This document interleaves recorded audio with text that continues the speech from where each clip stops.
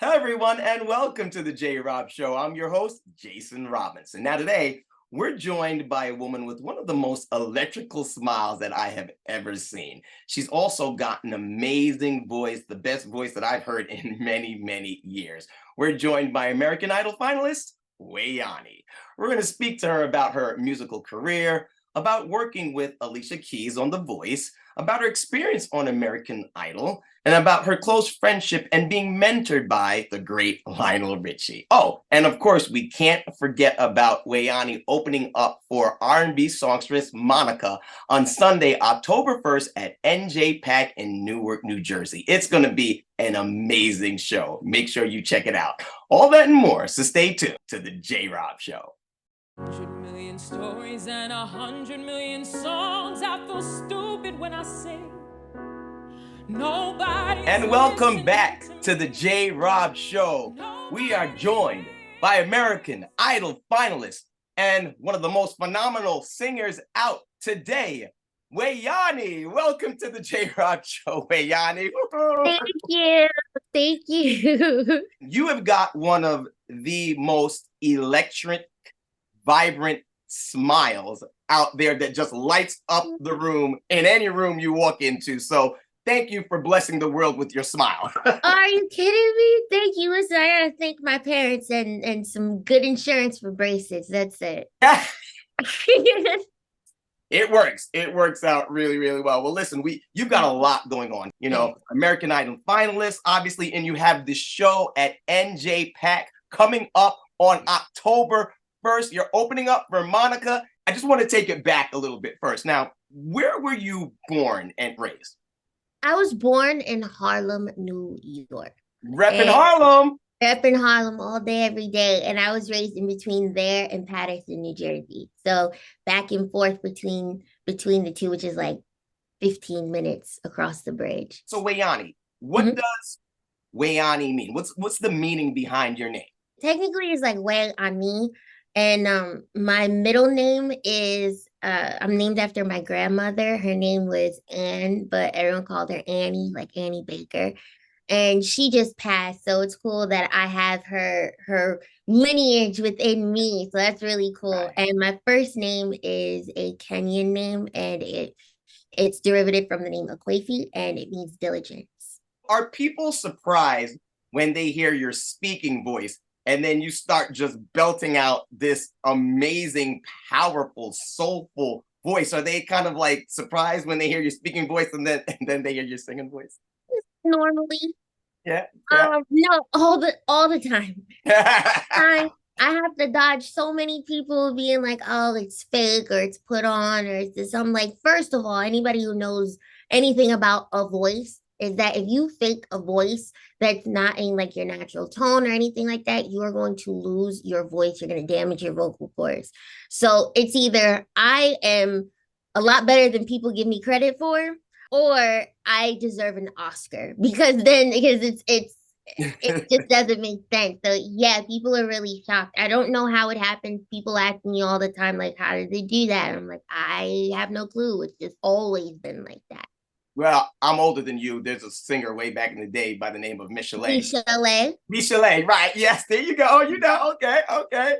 She was same type of voice, like that, and just like yours, really amazing voice. So you know, really interesting. So at what point growing up, you know, as a child, did you realize that the music industry was something that you wanted to get into? Well, I didn't really know that I could sing until I was about 12. Really? And yeah, like I knew I could carry a tune, but I kind of thought that everybody could. And I know that that's like, well, of course everybody can't. And I was like, but I thought so. You know, you're a kid, you're singing in like recitals or choir class, and everybody sounds good when they're all together. So I'm thinking everybody could carry a tune. And I was wrong. So I wish that was the case, Wayani, because I'm thinking I'm at cookouts, everybody is singing all together, everybody's in key, everybody can sing. That's what I thought. Right. And I just wanted to have people relate to me and know that I can relate to other people, especially around the time of like middle school. Started writing and I started just like doing poetry, and then I put the poetry to music, and I was like, oh, I think I really want to do this. And I was not very good at it at first. Like I was loud and I could carry a tune, but I was not like it wasn't something that I think it was like revolutionary at the time. Other people will tell you something different, but for me, I'm like, I sounded like a frog at one point. No way. I don't believe that. You're going to have to show me some videotape on I'll that. have to pull up some receipts. Oh, you're putting receipts. Okay, it's all good. Yes. And speaking of The Voice, isn't that kind of where you got your first big start was on The Voice? Tell me about that experience. And I think you were with Team Alicia. Is that true? Yeah, Team Alicia. Team Alicia Alicia Keys, baby. How did that go? Yes, it was great. So I was 17 years old, and it was scary because, like I'm a girl from Harlem, and I had just gotten off of the Apollo stage. And the Apollo ain't no small potatoes. That is something very difficult, trying not to get booed off the stage. And when you're 17 years old and you're at the Apollo, oh wait, no, I was 16 at the Apollo. Wow. Okay. At age 15, they can't boo you. So like 15 and under, they can't boo you off the stage. They support you. They're like, okay, like everything is great. Oh, is that a rule? I didn't know that. Yes, from 8 to 15, they can't boo you. As soon as you hit 16, they can boo you. They don't even know how old you are. They don't know what my speaking voice sounds like. They don't know I'm fresh off the school bus. They don't know that I just switched out of my uniform. They don't know anything about that. And so I'm going on stage and I'm competing against people who are 30 and 40 years old. And it was scary, but it prepped me for The Voice, which was amazing. It was difficult, but like being able to do that and learn your craft and really be resilient and end up in third place at 17 is a lot. What did Alicia Keys teach you? What did you kind of experience or lessons did you learn from her? Most of it was things that every successful person in my life always says is continuously be yourself. Like fiercely being yourself. And I didn't fully know what that meant at the time. I'm 17. I graduated high school. I had just come from prom when I was doing Really? a lot of the shows. So I was, more so like, I don't even know how long I'm going to make it on this competition. I'm just going to keep going, and grace of God, I'm going to do it well. And I think you did it pretty well. I think so. Yeah, I think you're all right. I think you're all right. You went from that reality show and then American Idol, where you are this season's and this year's American Idol finalist. Now, it's so funny because you were amazing. I'm like, come on, man. We already won that competition, man. Oh, please. Like, come on now. What's going on here? I mean, you and a whole bunch of other people were like, I am so angry. And I was like, don't be angry. Don't be angry. It's like, because like at the end of the day, everybody is still successful in their own way, and everybody still gets to be able to be pushed. And it's still good. That was tough going through that competition. Really? What was the toughest part about it? I think the toughest part of it is that it's not like all the glamour that everybody thinks that it might be. Everybody treats you good, but it's tough.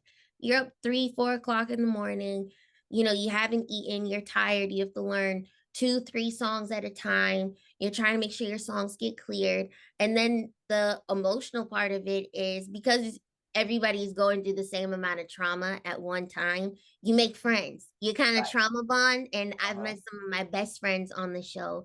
When you see them get eliminated or voted off, it gets really scary.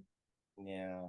It gets nerve-wracking. I was lucky enough to be able to have a song go viral during the show. And that was what was really got me excited, because as an artist and as a songwriter, you dream of the songs that you write and the songs that are personal to you that other people can relate to and it can resonate. And it kind of just going at that time was like, dang, I couldn't have asked for a better scenario.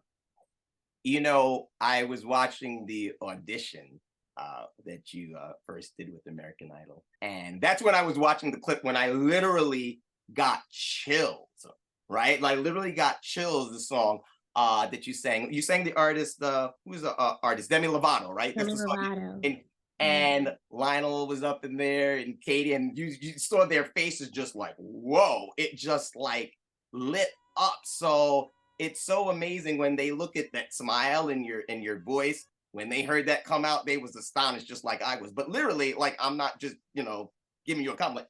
Literally, I had chills or goosebumps when you hear that Thank coming you. from people. How does that make you feel with their reaction from your voice? Grateful, blessed, weird, nervous, all of the above.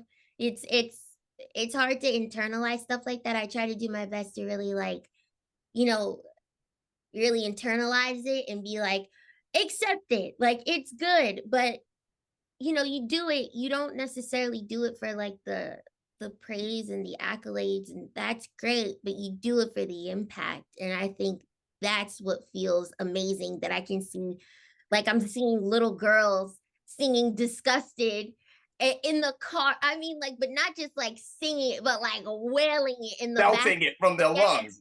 yes, Diaphragm. that feels like 1,000 wins within just one reaction. So it makes me feel very full. And all the friends that you've gained from being on that show. And I was on your Instagram page and I saw you with Lionel Richie. Do you guys have a good friendship? It's amazing. I Yeah. saw you guys all happy, hugged up at one of his shows or something, or where were you guys? Yeah, I was at his show. I was backstage at one of his shows. After he had performed, he killed it. Earth, Wind, Yeah. and Fire had opened up for him. We were in Baltimore, and let me tell you, he is so sweet. Exactly what you see is exactly what you get. That's Uncle Richie right there, Uncle Lionel. Okay, Uncle Lionel right there. He is so amazing, and he's been supportive of me from the jump. Like that. That's something that's been consistent. Even when the cameras weren't rolling, he told me and my best friend PJ, he was like, who I did my duet with on the show, he was like, listen, we're looking for artists this year. Like we're looking for artists. So be who you are. It's not about who can sing the biggest note. It's not about who can, it's not about that. It's about you having your individuality and being able to hone that and show it to people. And we looked at each other. We were like, bet, let's do it. let's do it. Let's get this done. Yeah. Oh man. No, I love Lionel. I've sung his songs in talent shows in high school. Look, I'm old. Oh, So you be Tara, singing? Hello is one of my favorite songs. Hello was it? Oh, you be singing? Well, you know what? You I want can't sing like you, but I can hold the note a little something, something. Well, I want to hear you hold a note a little something, something. Okay. We're gonna do a little. I would never sing next to you. Why not? Well, you know what? One day that's gonna be one of my dreams and one of my goals. I'm gonna sing with Wayani. We're gonna do a little duet, but no one's gonna judge me. They're gonna be, well, you know what? You'll help me. Fine. Deal. Exactly. There we go. What message do you want your fans to get from your music? I would describe my music as people generally say it's kind of like R&B, but it's not fully there, but it's pop, but it's not like pop gummy, or it's like soul. And I'm like, it's whatever you want it to be. But I will always, always, always, always be honest with like a little bit of a cinematic twist. I always say like I want my songs to hopefully be in movies one day. So yeah, I would like that. I'm always gonna tell the truth in my songs, whether that's my truth, whether that's somebody else's truth. I want to be a storyteller. And I think that's the job. Nina Simone said, the job of an artist is to tell the story of the generation that you're in. And I think that is what my task is. And I hope people enjoy it. I love to have fun. I love to dance. Yes. And yeah, I love to dance. I love to just smile and laugh, but I also love to have, the big ballads and the real serious moments and the stuff that hits you right in the feels. So I try to do as much as I can to just hit the entire scope. Tell us all about this show coming up on October 1st and how you got this to come into existence. Listen, they reached out to me, which was a whole other thing. My dad is my manager. He was like, you want to open up for Monica? And I was like, huh? What? What? Like, Monica who? He was like, Monica. And I was like, yeah. He was like, all right, then we're good. And then from there, we've been, me and my band have been working on set list, and I'm going to be singing all of my EP, Frantic, and I'm going to be singing, yes, all of my EP, and I'm going to be singing a couple. Mr. Montgomery? Mr. Montgomery. We're going to be doing Mr. Montgomery, White Chocolate, a couple of definitely some fan favorites. And there's going to be some unreleased songs that I think people will really, really, really enjoy. And this is such an honor because, I mean, she's an R&B legend and she can sing. So this is going to be so much fun being able to be in front of a crowd of people who potentially may not even know me, which is nerve-wracking, but also really, really fun. And this is the first time I'm going to be able to put on like my show with people who know like my songs, and I'm going to be dancing. I'm going to hopefully make the crowd laugh a little bit, have fun, and get people involved because this is something that people don't want to miss. So I'm excited. Did you speak to Monica at all yet? No, but I hope that we get to speak to each other the day of the show, take a couple of pictures, and maybe like kiki a little bit. So. Are there any songs that are your favorite song out of all your songs, and why? Or is it too hard to answer that question? I mean, it's definitely too hard to answer. I think the ones that I'm most excited to perform is one unreleased song because it's really big and it's really it's different than anything that everybody has heard recently. And I'm really excited for Disgusted. I can't believe I let you in and told you all my deepest secrets. Because I want to hear people sing that. That's something that I look forward to. I'm sure every artist looks forward to this, like hearing people in the crowd know your song. I hope that enough people are in there. I don't care if it's 5 people that know Disgusted. I'm very excited to hear that. Yes. No, you're right. And then all the artists, I'm sure, when they're hearing the fans sing it word for word and they know it, like singing it at like, I'm old school, so I'm singing all the words from like Belle Biv DeVoe and New Edition. Oh, that's gonna. Oh. Go ahead. No, never mind. Oh, okay, sorry. okay. We almost got her to slip, ladies and gentlemen. It's all good. No, you won't get me, but I didn't do it. Okay, yeah, we're not. Be at the show. That's all. Be at the show. Be at the show.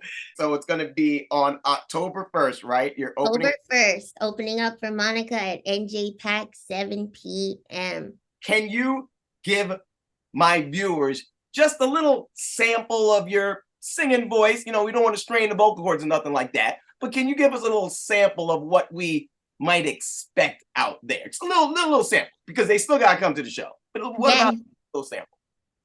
I can't believe I let you in and told you all my deepest secrets. You told me I'm expensive, but you treated me the cheapest. Thank God you let me go. I didn't know how much I needed. All right, there you go. All right, thank you. See, we got a little sample, a little something. Listen, Wayani, you are such an authentic, original, unique soul, and I love your vibe. I'm going to be at the show, and my viewers, yes, that's right, you are going to get a chance to win a pair of tickets to see Wayani October 1st, opening up for Monica. Wayani, as you can see, ladies and gentlemen, she's going to be putting it down. I'm excited. This is going to be so cool. I can't wait to see everybody there. Thank you so much, Wayani. I wish you nothing but success in the future, in your career. Thank you. You're very, very welcome. I can't wait to see you perform on October 1st, and success and love to you always. Thanks, Jason. Thank you so much. You are so amazing. Thank you for sharing your platform and doing this with me. It's so cool. Awesome. Anytime. It was all my pleasure. You're very, very welcome. Thank you. I lost 175 pounds, and I don't even look that different. What's up, everyone? It's Wayani, and you are watching The J. Rob Show. Let me tell you how I did.